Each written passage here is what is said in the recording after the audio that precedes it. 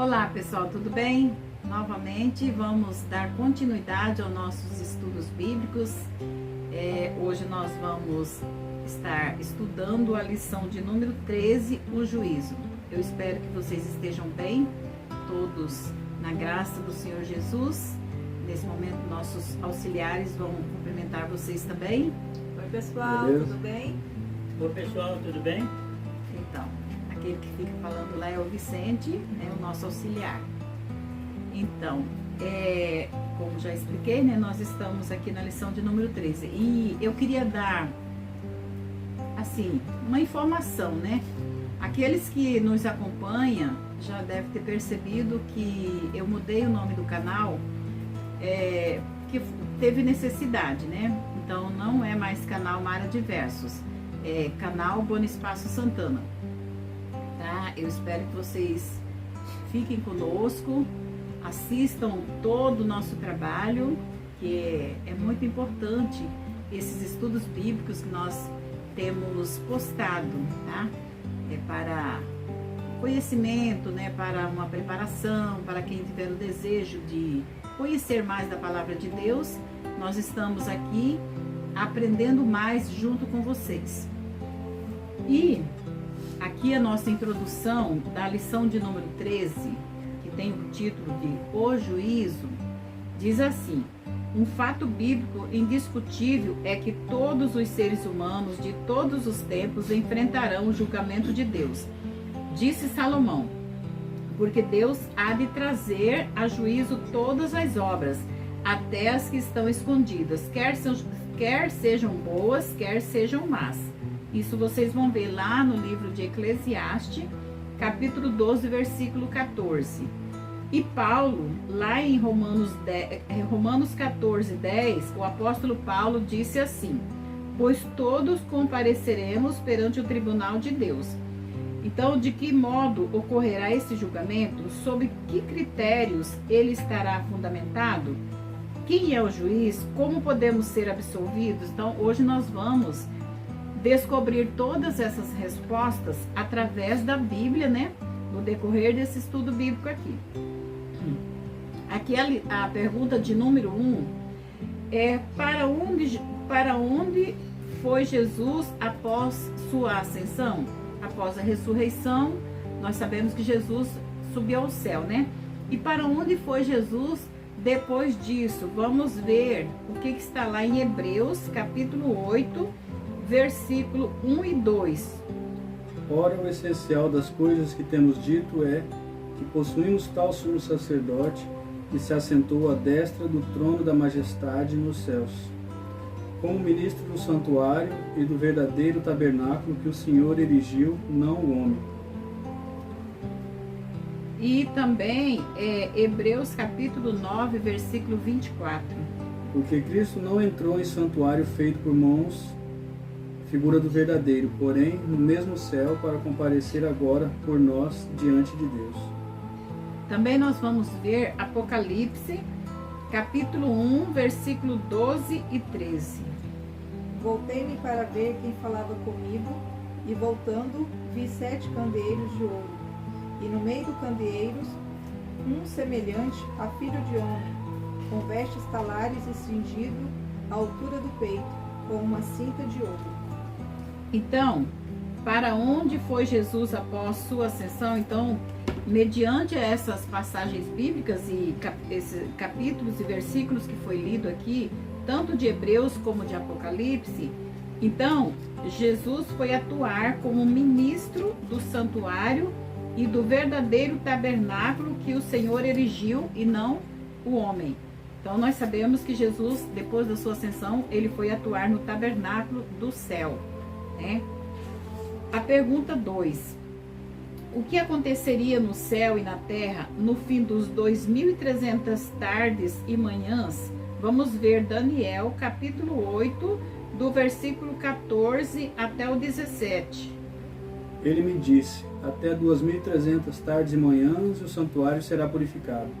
Havendo eu, Daniel, tido a visão, procurei entendê-la, e eis que se me apresentou diante uma como aparência de homem. E ouvi outra voz de homem, de entre as margens do Ulai, a qual gritou e disse: Gabriel, dá a entender a este a visão. Veio, pois, para perto de onde eu estava. Ao chegar ele, fiquei amedrontado e prostrei-me com o rosto em terra. Mas ele me disse: Entende, filho do homem, pois esta visão se refere ao tempo do fim. Então aqui está falando, né, de uma visão que Daniel teve, né? Está relatando sobre essa visão. Mas vamos ver um pouco mais. Apocalipse, capítulo 14, versículos 6 e 7.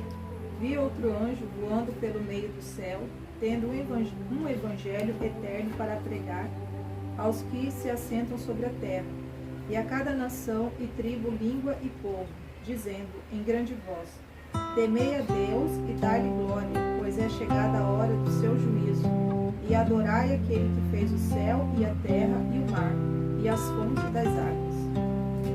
Temos ainda Apocalipse capítulo 11, versículo 18 e 19.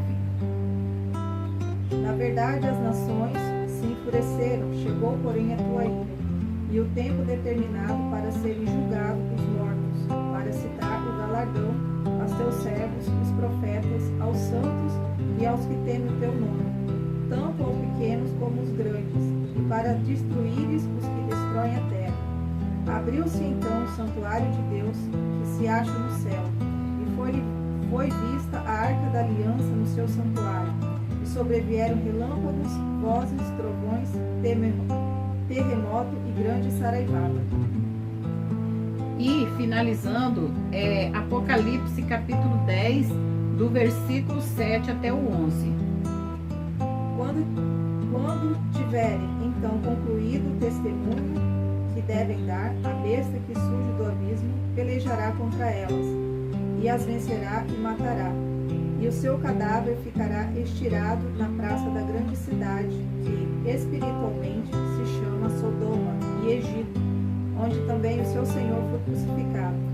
Então muito dentre os povos, tribos, línguas e nações contemplam os cadáveres das duas testemunhas, por 3 dias e meio, e não permitem que esses cadáveres sejam sepultados. Os que habitam sobre a terra se alegram por causa deles.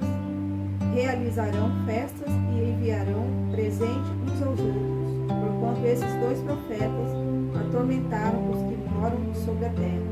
Mas depois dos 3 dias e meio, um espírito de vida, vindo da parte de Deus, neles penetrou, e eles se ergueram sobre os pés, e aqueles que os viram sobreveio grande medo. Então, todas essas passagens bíblicas está falando dos eventos finais que já começaram a acontecer e está acontecendo e ainda vai acontecer, tá? Então, o que aconteceria no final e no céu e na terra no fim das 2.300 tardes e manhãs? Até 2.300 tardes e manhãs o santuário será purificado. Então, ia acontecer a purificação do santuário celestial. Temei a Deus e dá-lhe glória, pois é chegada a hora do seu juízo. E adorai aquele que fez o céu, a terra e o mar, e as fontes das águas. É necessário que ainda profetizes a respeito de muitos povos, nações, línguas e reis. A purificação do santuário é uma referência ao início do juízo que antecede a volta de Cristo à terra. Aprendemos que no santuário terrestre, uma vez no ano, no dia 10 do 7º mês, que era o dia da expiação, o sumo sacerdote entrava no lugar santíssimo para realizar a purificação do santuário. Da mesma forma, ao findar dos 2.300 dias proféticos ou anos, em 22 de outubro de 1844, Jesus entrou no lugar santíssimo do santuário celestial para ministrar como juiz. Ao mesmo tempo, aqui na terra, segundo a profecia, Deus levantaria um movimento para restaurar verdades jogadas por terra e anunciar ao mundo a chegada da hora e do juízo. Então, esse movimento que restauraria as verdades jogadas por terra teria início em 1844 e também era o início da purificação do santuário, ou seja, está acontecendo um juízo. Nesse momento, começou em 1844, nós sabemos disso por essas profecias que nós estudamos aqui até agora, tá? Lá de Daniel e lá do Apocalipse, conforme nós lemos aqui. Então, nós sabemos que existe um juízo que está acontecendo no céu, começou em 1844. Que juízo é esse? É um juízo investigativo, onde o nosso nome está sendo investigado.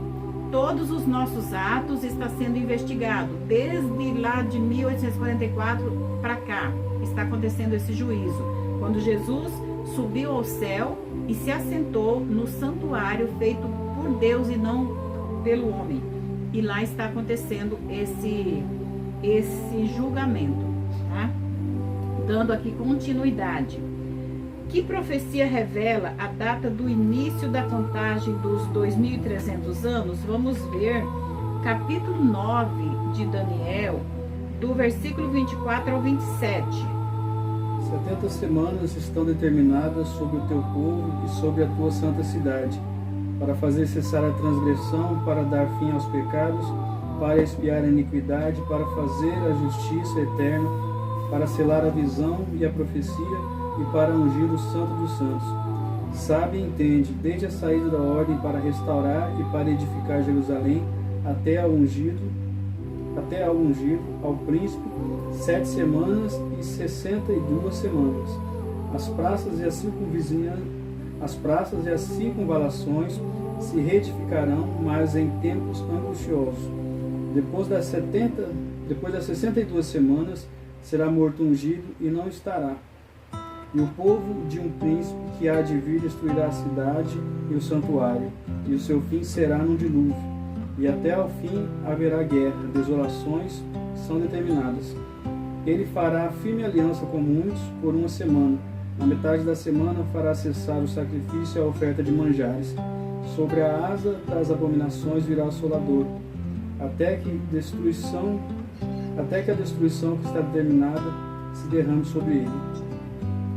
Então, que profecia revela a data do início da contagem dos 2.300 anos? Nós vimos aí em Daniel, o capítulo 9, do versículo 24 até o 27. Então, a profecia que marca o início desses 2.300 anos proféticos é a profecia das 70 semanas, que equivale a 490 anos, tá? Então, é essa profecia que dá início.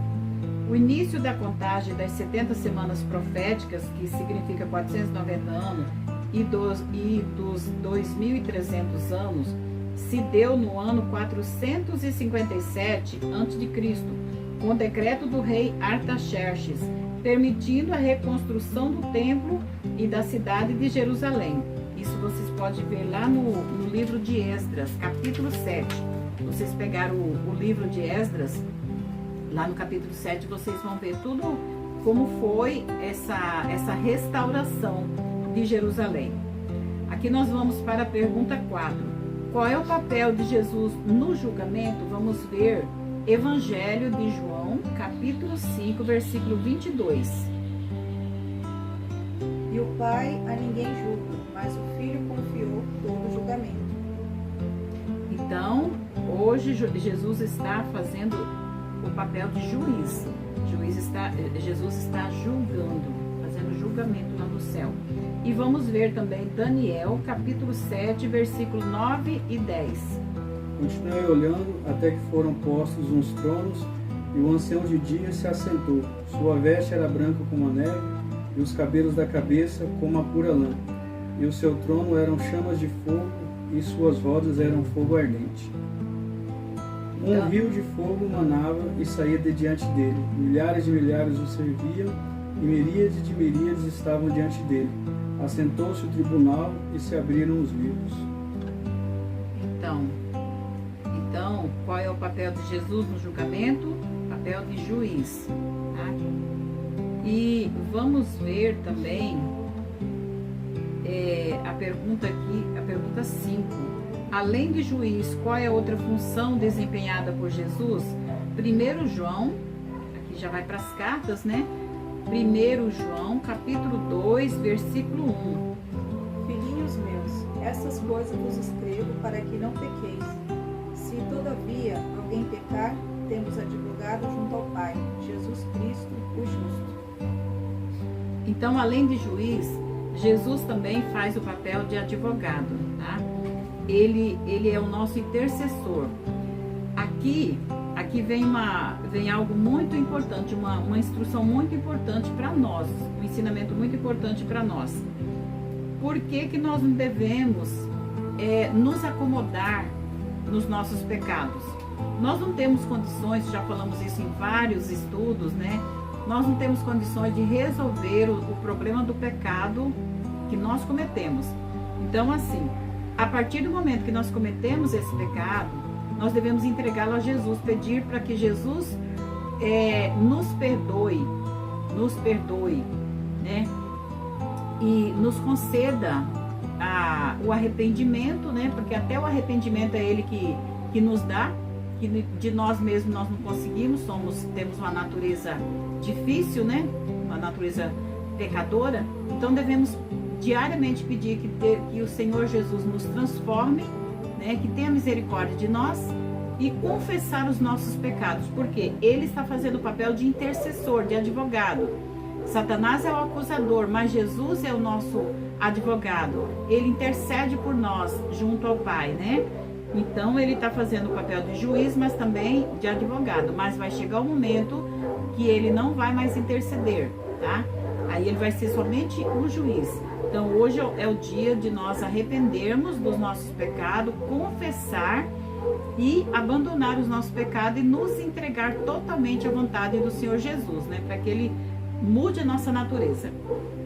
Temos um advogado que intercede por nós junto ao Pai.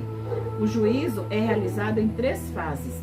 Investigação, que teve início em 1844 e terminará pouco antes da volta de Cristo. Vocês podem também pegar a Bíblia de vocês e ler lá em Daniel, capítulo 8, versículo 14, depois Daniel 9, do versículo 27 do 24 até o 27. Tá? Então temos 3 tipos de juízo. O juízo investigativo, que é esse que está acontecendo, né, desde 1844. Depois nós temos o juízo de comprovação, que ocorrerá durante os 1000 anos, né? Nós já estudamos sobre isso, né?